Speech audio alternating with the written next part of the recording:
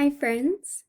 Today we worked on hearing and saying the same beginning sound in different words. So your activity today, you are going to get cards and you're going to mix them all up. Then you are going to say the picture on each card.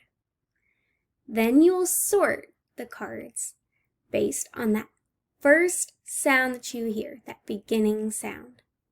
So I'm going to move my picture over here for a second so we can see all of our cards.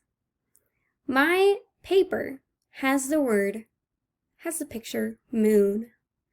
Moon starts with the sound I'm going to go through and see what cards have a picture that sound like at the beginning.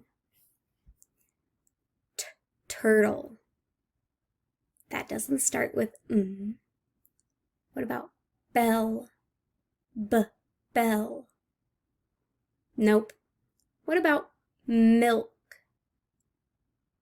Milk. It does. It starts with the same sound as moon. And mitten also starts with that same first beginning sound. So all of the cards on my paper start with the same sound, which is the M sound. All of the cards that are over here don't start with that M sound. They have different sounds, so we are not going to put those on our mats.